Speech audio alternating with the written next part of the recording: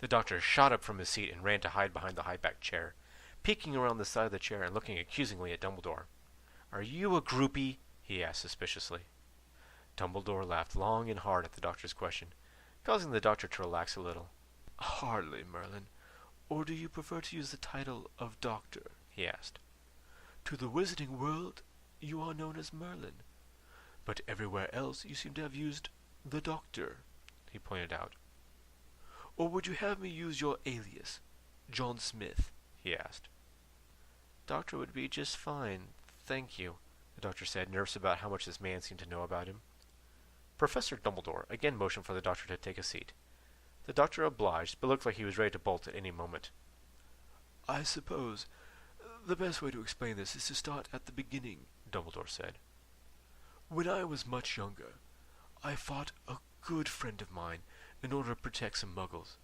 Because I displayed exemplary wizarding skills in the defense of muggles, I was awarded the Order of Merlin," he told the doctor.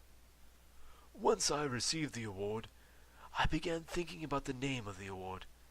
Usually, an order is a group of people devoted to the same cause. I started researching the Order of Merlin and discovered that they had in fact been a secret society dedicated to upholding the beliefs of Merlin and offering him assistance whenever he needed it," he explained. "I thought this was odd, considering at that time I thought Merlin was dead, until I became friends with the head of the real Order of Merlin, Nicholas Flamel. He said that he had been watching me and wanted me to join their brotherhood. Needless to say, I jumped at the chance," he said. "You're telling me there are more of you running around?" the doctor demanded. "I knew it! Groupies!" he said. Dumbledore ignored the doctor and continued with his story. "Nico showed me that there had actually been more than one Merlin in Arthur's court. One of them was a shape-changer who showed up every so often to help keep the king on the straight and narrow," he said. Nico went on to explain that there had been confirmed sightings of Merlin throughout time, long before he should have been born, and long after he supposedly died, he went on. Dumbledore picked up the book about Pompeii and Merlin's diary to drive his point home. He chuckled a bit before continuing.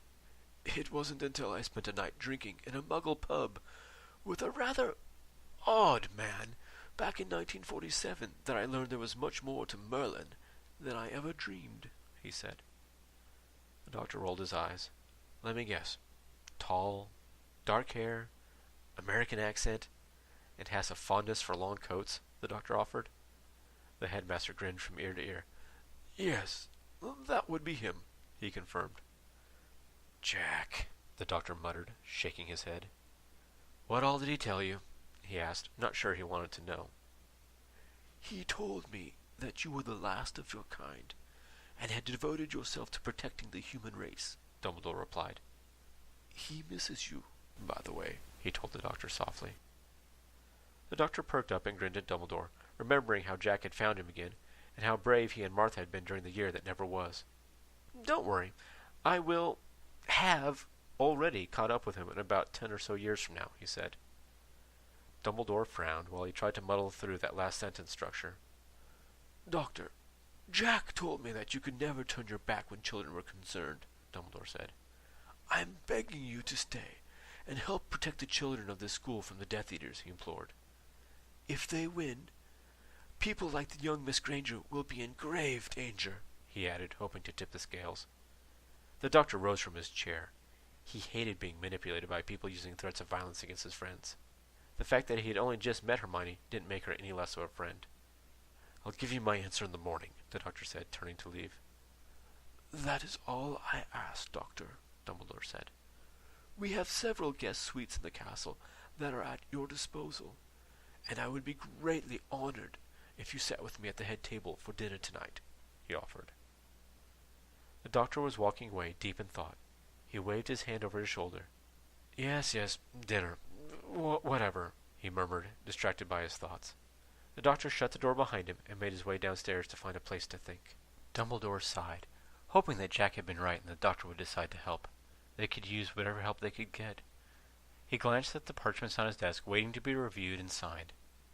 Deciding to ignore them for another day, He cracked open the Queen's diary and read a rather torrid section involving the Doctor. He had almost gotten to the really good part when the flue chimed, letting him know that someone wanted to speak with him over a secure connection. Dumbledore hurried over to the flue and spoke the proper passwords. Super sour straws. The face of Rufus Scrimgeour floated in the fireplace. I wish I knew whose bonnet you put a bee into, Albus, the Minister of Magic said. I just spoke with the Prime Minister, and he has decided to send another of his black cats to Hogwarts, he told him worriedly. What does he know that I don't? Have you been speaking with him directly? He demanded. Dumbledore shrugged, trying to look innocent. Honestly, Rufus, I have no idea why the PM suddenly decided to send us his special orders, he said, knowing that the Doctor was nothing of the sort. Scrimgeour frowned. He wasn't used to being kept in the dark. The PM even went so far as to refuse to tell me who the Auror is that he is sending. He only said that she will be arriving at Hogwarts sometime tomorrow, he said sourly. Harry sat down at the table between Ron and Hermione.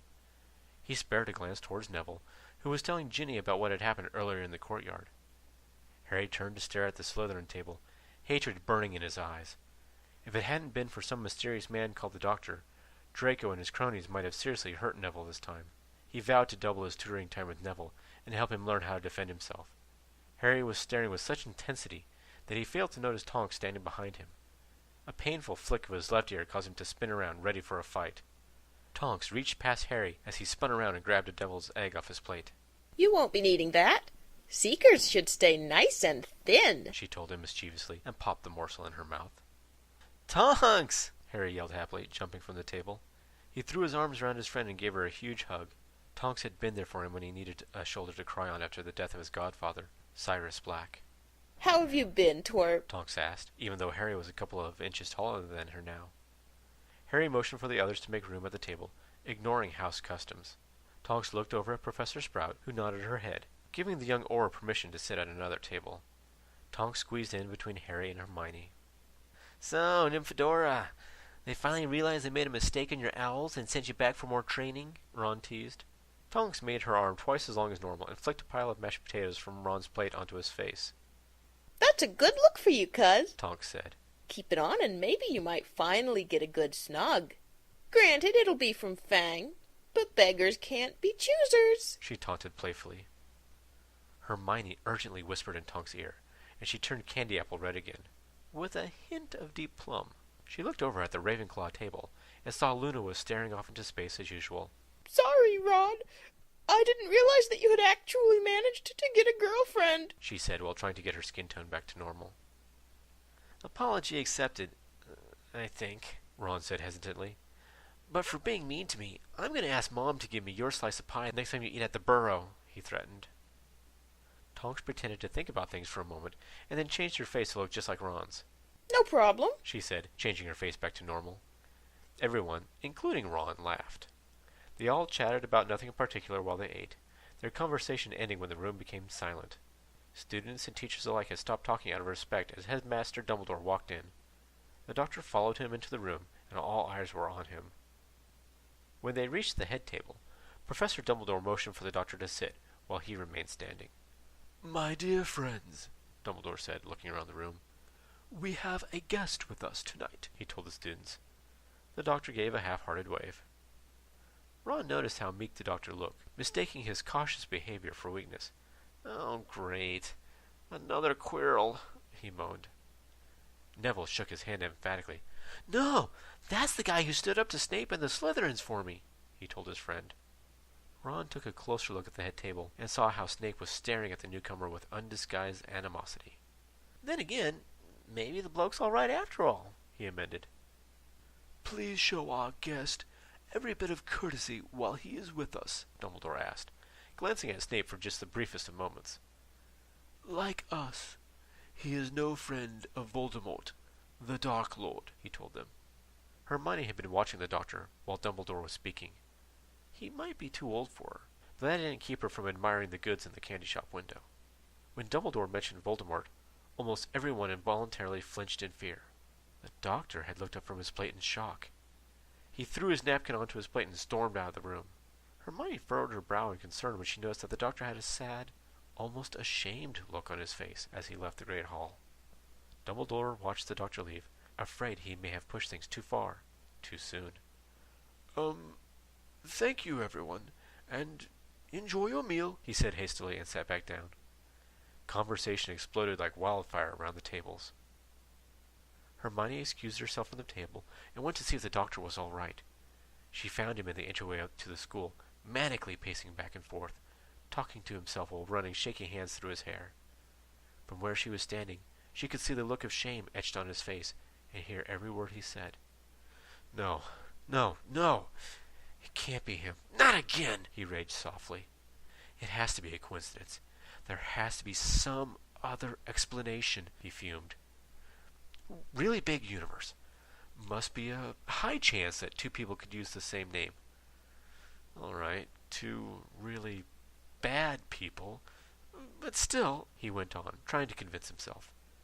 The doctor stopped pacing as he came to a conclusion. It has to be a different person. I sent the other one into oblivion, he told himself, nodding his head. He took a deep, calming breath. No matter. Even if there's a remote chance that it could be him, I need to stay and protect the children, he decided. With that, the doctor turned away and went off in search of his room for the night. Hermione wasn't sure what she was feeling at the moment. Part of her felt sorry for the doctor and how upset he was. The other part of her was glad that he was sticking around for a while, even if she just considered him eye candy for the moment. Hermione would have been even more concerned had she known what was truly bothering the doctor. She had no idea that the word Voldemort was the Logelfrayan word for Valeyard.